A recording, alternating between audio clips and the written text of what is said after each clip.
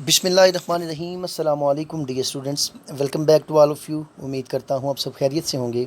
Students, इस video में हम इस्लाम की इख्तियारी बीए पार्ट 2 में से मुतालिया फ़िक़्ह से एमसीक्यूज़ को अटैम्प्ट करने जा रहे हैं। अगर आप इस चैनल पर नए हैं तो चैनल को सब्सक्राइब कीजिए और बेल आइकन को ज़रूर दबाइए ताकि नई आने वाली वीडियोस आप तक आसानी से पहुंच सकें।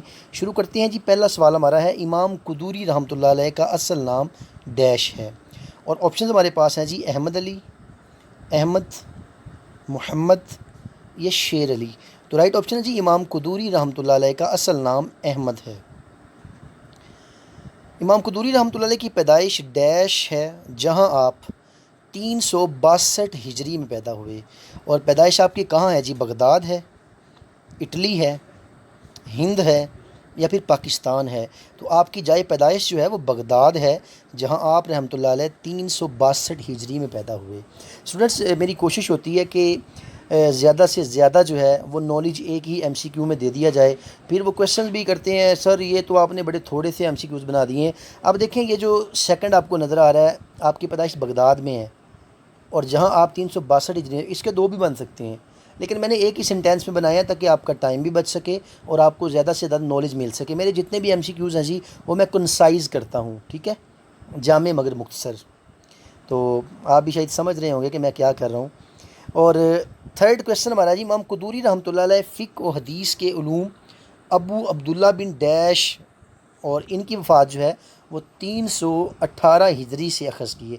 अब देखें, इनका भी अलहदा से बन सकता है कि अबू अब्दुल्ला बिन डैश कब मतलब उन्होंने वफ़ात पाई। तो ये भी मैंने कंसाइज़ किया है जी। याहिया, अबू अब्दुल्ला बिन याहिया, अबू अब्दुल्ला बिन उस्मान, अबू अब्दुल्ला बिन अली या अबू अब्दुल्ला बिन मुहम्मद से अखज़ किए। तो राइट ऑप्शन है जी, अबू अब्दुल्ला बिन याहिया से अखज़ किए, जिनकी वफ़ात 318 हिजरी है। उसके बाद फोर्थ क्वेश्चन हमारे पास स्टूडेंट्स आता है कि इमाम कुदूरी रहमतुल्लाह अलैह ने शहर बगदाद में बउमर 22 साल इतवार के रोज़ डैश 428 हिजरी में दाई अजल को लब्बैक कहा, मतलब आपकी वफ़ात हुई। तो 4 शाबान जी, ये भी अब टाइपिंग मिस्टेक है जी। 3 रमज़ान मुबारक, 5 रजब, 7 ज़िलहज। तो राइट ऑप्शन है जी, इमाम कुदूरी रहमतुल्लाह ने शहर बगदाद में बउमर 22 साल इतवार के रोज़ 5 रजब 428 हिजरी में दाई अजल को लब्बैक कहा। अब इस एक सेंटेंस से आप जितने मर्जी एमसीक्यूज़ बना सकते हैं जी।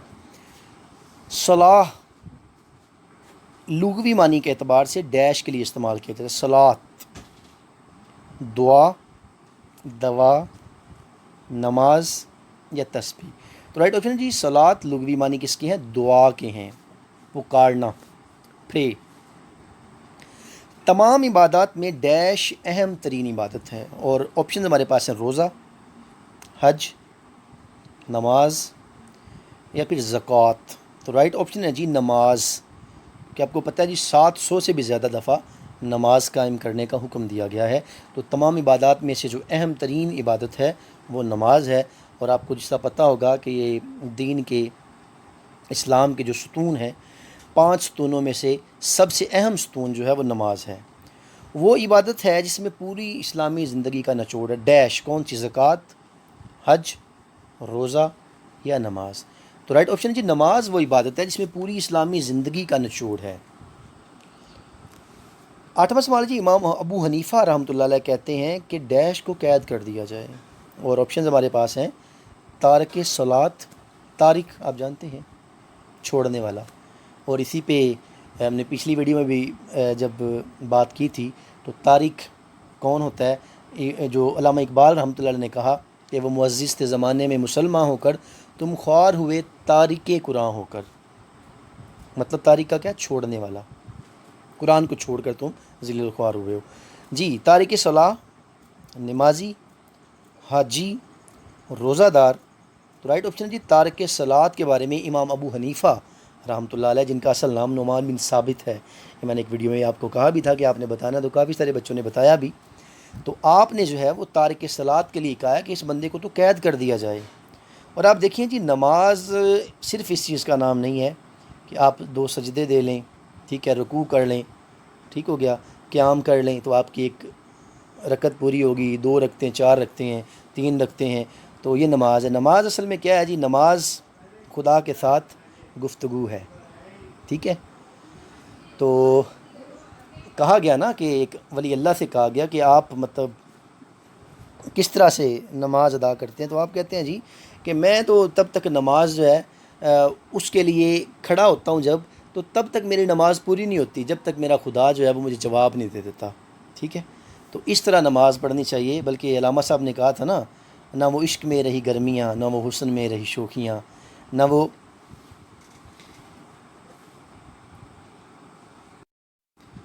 وہ غزنوی میں تڑپ رہی، نہ وہ خم ہے زلف ایاز میں، ٹھیک ہے؟ میں جو سر بسجدہ ہوا کبھی تو زمیں سے آنے لگی صدا، تیرا دل تو ہے صنم آشنا، تجھے کیا ملے گا نماز میں؟ مطلب نماز پڑھی جا رہی ہو اور دھیان کہیں اور ہو تو پھر وہ نماز صرف الفاظ کی ادائیگی تو ہے، ٹھیک ہے، وہ نماز کی اصل روح نہیں ہے۔ تو نماز اللہ تعالیٰ ہمیں اصل میں اور اصلی روح کے ساتھ ادا کرنے کی توفیق عطا فرمائے۔ اس طرح علامہ صاحب نے اور بھی ایک جگہ کہا نا، ٹھیک ہے، کہ رہ گئی رسم اذاں اور روح بلالی نہ رہی۔ اب اذاں بھی رسم رہ گئی ہے، روح بلالی نہ رہی، فلسفہ رہ گیا، تلقین غزالی نہ رہی۔ تو اللہ تعالیٰ نماز کی روح ہمیں عطا فرمائے، آمین۔ ڈیش اللہ کے ہاں پسندیدہ فعل ہے، نماز، روزہ، اچھا اخلاق یا زکوٰۃ۔ تو رائٹ آپشن جی نماز اللہ کے ہاں پسندیدہ فعل ہے، اسی لیے تو 700 سے زیادہ دفعہ کہا گیا ہے۔ ڈیش کی نماز کے ابتدائی وقت اور آخری وقت میں کوئی فقہی اختلاف نہیں ہے، صرف افضل وقت میں اختلاف ہے۔ اور کون سی نماز ہے جی؟ وہ عصر، مغرب، عشاء یا پھر فجر۔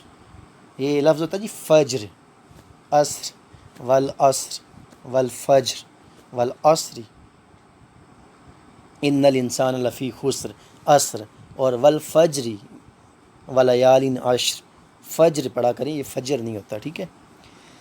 تو فجر کی نماز کی ابتدائی وقت اور آخری وقت میں کوئی فقہی اختلاف نہیں، صرف افضل وقت میں اختلاف ہے۔ اس کے بعد ڈیش نماز کے اول وقت میں کوئی اختلاف نہیں، البتہ اس کے آخر وقت میں اختلاف ہے۔ کون سی نماز ہے جی؟ عید، ظہر، عشاء یا مغرب۔ تو رائٹ آپشن ہے جی ظہر نماز کے اول میں کوئی اختلاف نہیں ہے، البتہ اس کے آخر وقت میں اختلاف ہے۔ اس کے بعد جی 12واں سوال اسٹوڈنٹس ہمارے پاس ہے، نماز ڈیش کا ابتدائی وقت صبح صادق سے شروع ہوتا ہے، اسے فجر ثانی کہا جاتا ہے۔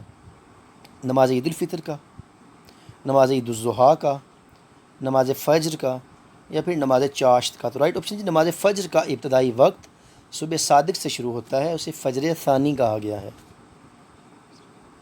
امام شافعی، امام حنبل کے ہاں فجر کی نماز کا افضل وقت ہے کہ ڈیش میں شروع کی جائے، روشنی میں، آسمانی سفیدی میں، اندھیرے میں، یا پھر شعاؤں میں۔ تو رائٹ آپشن ہے جی امام شافعی اور امام حنبل کے ہاں فجر کی نماز کا افضل وقت یہ ہے کہ وہ اندھیرے میں شروع کی جائے۔ اذان کا لغوی معنی کیا ہے جی؟ عام کے یا نماز کے اوقات کی اطلاع ہے، اعلان عام، اور روزہ عام، حج عام، یا پھر نیند عام۔ تو رائٹ آپشن ہے جی اذان کا لغوی معنی اعلان عام کے یا نماز کے اوقات کی اطلاع ہے۔ نماز کے لیے ڈیش قسم کی شرطیں ہیں، کتنی قسم کی ہیں جی؟ 2، 3، 6، 7۔ تو رائٹ آپشن جی نماز کے لیے 2 قسم کی شرطیں ہیں۔ 16واں سوال اسٹوڈنٹس ہمارے پاس ہے، نماز کے اندر فرائض کی تعداد کتنی ہے جی؟ 10 ہے، 6 ہے، 7 ہے، یا 9 ہے؟ تو یہ بالکل آسان ہے جی، آپ سب کو پتہ ہوگا کہ نماز کے اندر فرائض کی تعداد 6 ہے۔ اچھا جی، میں یہاں پہ آپ کے لیے کوشچن چھوڑ رہا ہوں کہ جو وضو ہے اس کے کتنے فرائض ہوتے ہیں، ٹھیک ہے؟ تو کمنٹ سیکشن میں بتائیے گا کہ وضو کے فرائض کتنے ہوتے ہیں۔ اگر مقتدی کو پتہ چل جائے کہ امام طہارت کی حالت میں نہ تھا تو وہ اپنی نماز ڈیش پڑھے گا، دوبارہ پڑھے گا، دوبارہ نہیں پڑھے گا، امام کے ساتھ پڑھے گا، یا پھر امام کے ساتھ نہیں پڑھے گا۔ تو رائٹ آپشن ہے جی اگر مقتدی کو پتہ چل جائے کہ امام طہارت کی حالت میں نہ تھا تو وہ اپنی نماز دوبارہ پڑھے گا۔ جس شخص کی نماز وقت پر ادا کرنے سے رہ جائے، جب اسے یاد آئے اس کی ڈیش فرض ہے، نماز فرض ہے، قضا فرض ہے، ادا فرض ہے، یا معافی فرض ہے۔ تو رائٹ آپشن ہے جی قضا فرض ہے، نماز وقت پر ادا نہیں کر سکا مجبوری کی وجہ سے، جان بوجھ کے نہیں، تو جب اسے یاد آئے تو اسے قضا فرض ہے۔ ڈیش وقت ایسے ہیں جن میں ہر نماز و سجدہ ممنوع ہے، 3 وقت، 2 وقت، 4 یا پھر 5۔ تو رائٹ آپشن ہے جی 3 وقت ایسے ہیں جن میں ہر نماز و سجدہ ممنوع ہے. یہ میں نے پچھلی ویڈیو میں بتایا تھا کہ وہ کون سا وقت ہے. طلوع آفتاب، زوال اور غروب آفتاب. کیونکہ یہود و نصارہ جو ہیں یہ بہت زیادہ اس بات پہ یقین رکھتے تھے کہ سورج جب طلوع ہوتا اس کی پرستش کرتے، یا پھر جو بت پرست ہیں، آگ پرست ہیں، سورج پرست ہیں، جب زوال پہ ہوتا تو وہاں پہ پیک پہ جا کے وہ اس کی پرستش میں سجدہ کرتے، یا پھر مغرب کے وقت جب وہ غروب ہو رہا ہوتا. تو ایسے وقت میں جتنے بھی مسلمان ہیں ان کو نماز کا سجدے کا روک دیا گیا ہے.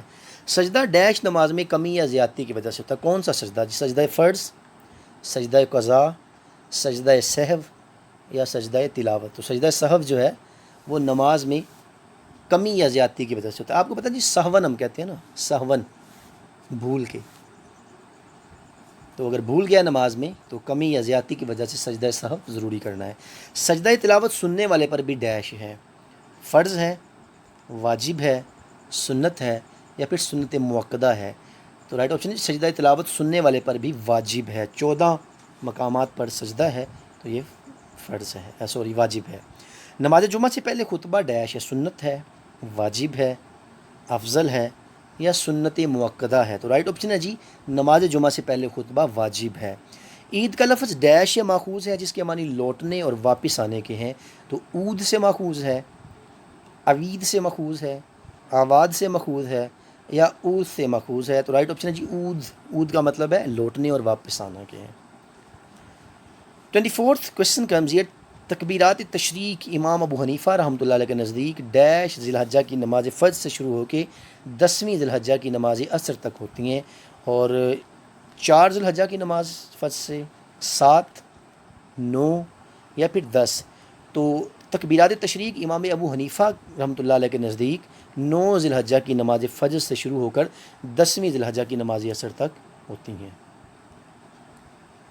جنازہ میت کو بھی کہتے ہیں، اور اس سے ڈیش کو بھی جس پر میت کو لٹایا جاتا ہے. کرسی پر، چارپائی پر، تخت پر یا پھر بیڈ پر. رائٹ آپشن جی چارپائی پر. باغی اور ڈیش اگر ہلاک کیے جائیں تو ان کی نماز جنازہ نہیں پڑھی جائے گی. رشوت خور اور باغی، رشوت دینے والا، ڈاکو یا فوجی. تو رائٹ آپشن ہے جی باغی اور ڈاکو اگر ہلاک کیے جائیں تو پھر کیا ہے کہ ان کی نماز جنازہ نہیں پڑھی جائے گی. ڈیش کی نماز میں رفع یدین کرنے چاہیے. جمعہ کی نماز میں، عید کی نماز میں، جنازہ کی، اشراق کی یا پھر عید کی. رائٹ آپشن ہے جی عید کی نماز میں رفع یدین کرنا چاہیے. یہ مختلف ہیں جی، پھر سلفی، آگے حنفی، ٹھیک ہے، حنبلی، یہ علیحدہ علیحدہ ہر ایک کا ماننا ہے. لیکن ہم کیونکہ امام ابو حنیفہ کی یہاں پہ بات کر رہے ہیں تو ان کے مطابق رفع یدین جو ہے وہ عید کی نماز کے لیے ضرور کرنا چاہیے. اور آپ کو پتہ 6 تکبیر نماز جنازہ ہوتی ہے. عید الاضحیٰ پر کھانا پینا نماز عید کے ڈیش مستحب ہے. پہلے مستحب ہے، درمیان میں مستحب ہے، بعد میں مستحب ہے یا شروع میں. تو رائٹ آپشن ہے جی پہلے عید الاضحیٰ پر کھانا پینا نماز عید کے بعد مستحب ہے، عید الفطر کے پہلے ہے.